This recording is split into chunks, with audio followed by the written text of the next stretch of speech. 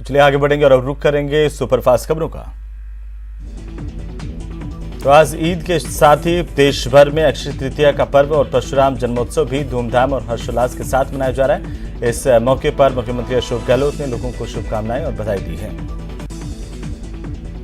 देश भर में ईद उल फितर का त्योहार मनाया जा रहा है। इस मौके पर जयपुर की जामा मस्जिद और ईदगाह में सुबह की नमाज अदा की गई। मुख्यमंत्री अशोक गहलोत ने प्रदेशवासियों को ईद की मुबारकबाद दी है।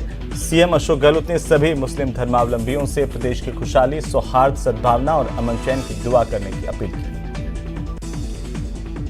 मुख्यमंत्री अशोक गहलोत का आज 71वां जन्मदिन भी है और इस खास मौके पर विभिन्न संस्था संगठनों की ओर से कई कार्यक्रमों का आयोजन प्रदेश भर में किया जा रहा है। प्रदेश में जगह जगह मुख्यमंत्री अशोक गहलोत के समर्थक, शुभचिंतक और आम लोगों की ओर से कार्यक्रम आयोजित किए जा रहे हैं।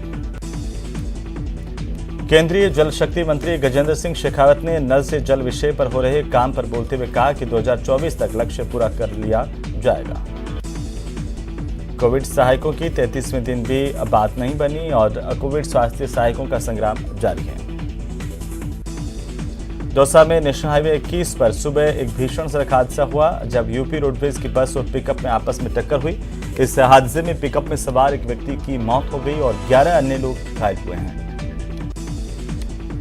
ड्रग तस्कर को लेकर डीआरआई का बड़ा खुलासा। विदेशी महिला के शरीर से 4 करोड़ 70 लाख की हेरोइन बरामद। महिला ने पेट में निगल रखे थे हेरोइन के 70 कैप्सूल। बेईमानों के खिलाफ एसीबी इन एक्शन। पाली में रिश्वत लेते बाबरा चौकी प्रभारी ट्रैप। 40,000 रुपए की घूस लेते भागचंद को गिरफ्तार किया गया।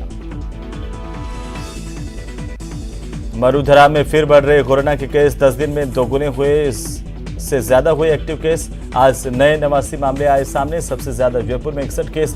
एक्टिव केस का आंकड़ा पहुंचा 431 पर। सुजानगढ़ पहुंचे गांव गोपालपुरा के ग्रामीणों ने गणेश मंदिर से लेकर उपखंड कार्यालय तक सरपंच के खिलाफ प्रदर्शन किया और रैली निकाली।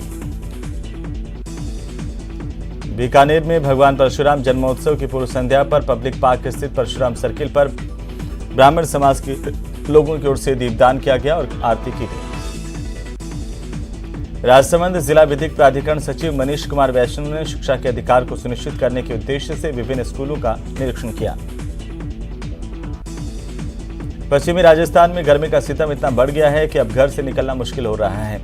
पिछले 24 घंटों में बीकानेर का पारा 47 डिग्री के आसपास रहने से लोगों को गर्म लू के थपेड़ों ने बेहाल कर दिया। जयपुर में राज्य में पेयजल आपूर्ति के लिए जलदाय विभाग की ओर से कंटीजेंसी प्लान की सख्ती से पालना सुनिश्चित की जाएगी। राज्य स्तर पर नियमित समीक्षा के साथ ही फील्ड अधिकारियों को चाक-चौबंद रहने के निर्देश दिए गए हैं। उपनेता प्रतिपक्ष राजेंद्र राठौड़ ने राजस्थान में बिजली संकट को लेकर गहलोत सरकार को जमकर घेरा। राठौड़ ने कहा कि प्रदेश में बिजली गुल है और ब्लैकआउट के हालात बन गए हैं। तो वहीं नेता प्रतिपक्ष गुलाब चंद कटारिया ने कांग्रेस पार्टी पर जमकर हमला बोलते हुए कहा कि कांग्रेस पार्टी पूरी तरह से बिखर गई है। गहलोत और धारीवाल की जोड़ी के अलावा कुछ नहीं बचा है। धारीवाल ने दिल्ली में जब अशोक गहलोत के नेतृत्व को लेकर के बयान दिया तो उसे किसी भी मंत्री विधायक का समर्थन तक नहीं मिला। मुख्यमंत्री अशोक गहलोत पर नेता प्रतिपक्ष गुलाब चंद कटारिया जमकर बरसे। उन्होंने कहा कि मुख्यमंत्री बहकी बातें कर रहे हैं। कभी मुझे मेंटल केस कहते हैं तो कभी निकम्मा करार देते हैं। मुख्यमंत्री के व्यवहार को दबाव का नतीजा है। भाजपा के प्रदेशाध्यक्ष सतीश पूनिया की ओर से सीएम अशोक गहलोत की तुलना अंतिम मुगल शासक बहादुर शाह जफर से किए जाने को लेकर कैबिनेट मंत्री प्रताप सिंह खाचरियावास ने पलटवार किया।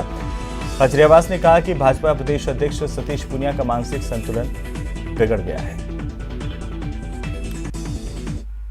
और इसी के साथ ही बुलेटिन फिलहाल इतना ही। नमस्कार।